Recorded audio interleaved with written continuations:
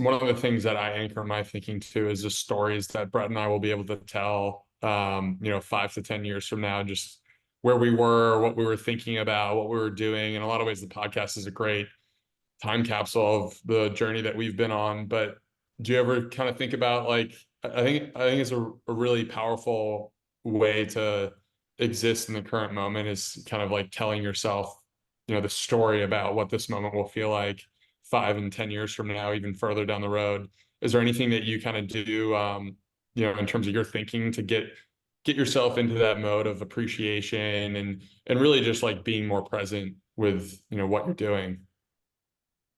Yeah. Yeah, I journal a lot and I've written my son's now 2. I've written him and our daughter who's 8 months letters. I think like explaining like especially for like big things like their birthdays, like their actual birth and then their actual like birthdays.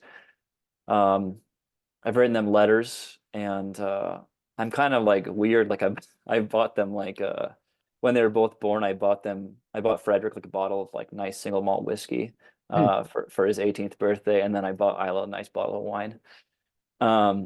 But like I've written them letters and I want to keep doing that like as often as I can. And just like telling them where we're at, like where they're at and what we're feeling. I think the art of kind of letter writing is has gone away, but we can obviously bring it back so easily. Just it's literally just writing things down and like in a non-digital way to make it more tangible. And also I think there's just a powerful thing that comes from like pen and ink and like using your muscles to write things out.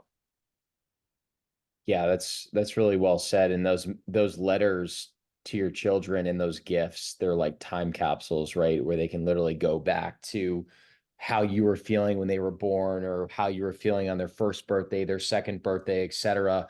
And they're going to have memories pretty soon of dad building this thing out, and they're going to remember where you were when they were little kids, and then like to be able to see the quote unquote finished product of Woolshire 10, 15, 20 years down the future is going to be so cool for them because it's almost like you're all building this company as a team and as a family. And I don't think you can put a price on that. And I love what you said about the handwritten letters.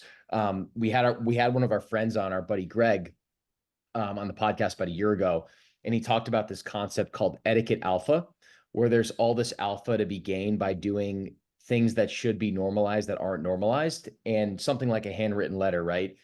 I could probably recount on one hand the amount of times that I've gotten handwritten letters over the last 5 years.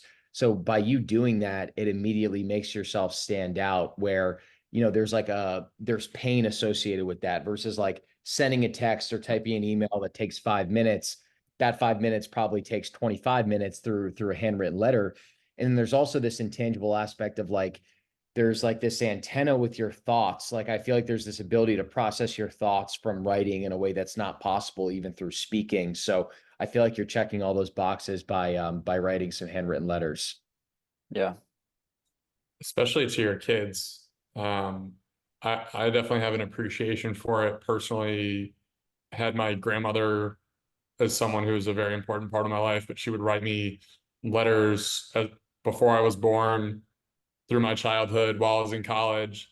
And those are things I go back to and look at and marvel at her foresight of being able to think there would be some moment in time, whether it was the moment I received it or 5 years later, where I would go back to it and be able to pull on it for inspiration or just being able to be close to her even after she passed. Like I think that there's so much of that human storytelling element that we miss in today's world, through just like slowing down, having these like time capsules of letters being able to be passed around, and within your family too. I think it's such a rich tradition focused practice that your kids will be able to benefit from and learn so much about you as you are in these moments. I think it's really, really awesome.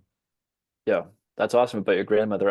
My great grandmother actually, she knit me all these wool blankets. And it's like, man, people don't do that anymore. Like, I don't know, my mom doesn't knit or anything. And I think it's just a lot of lost skill, and but Yeah, writing letters, like anybody could do it.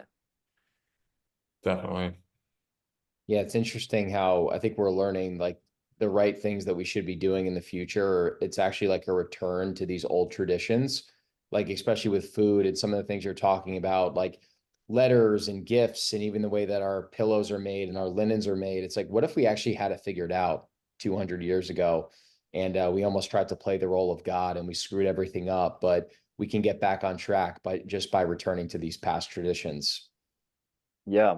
And I think the internet has a way of like, I use this example a lot, but I grew up halfway in Arizona, in the city, and then my parents moved us up to rural North Idaho to this town of like 2,000 people, like a little logging town. And when I was there, when I like 15 years ago, it was just like loggers, like bunch of like redneck kids, and whatever. They had their own culture. And it's like now I go back and visit my parents and I see all the kids there, and they're all like the same as like LA kids. Like they're all like they all dress the same. Everybody's just acts the exact same, listens to the same music, and whatever. And it's kind of like the internet has created this like this whole world of where everything's the same. And I think people will find that very unfulfilling. Like we have to return to tradition. We have to return to like our own cultural values. And if we don't, like, yeah, it's just a boring existence. Like who wants to live like everybody else and be the exact same as everybody?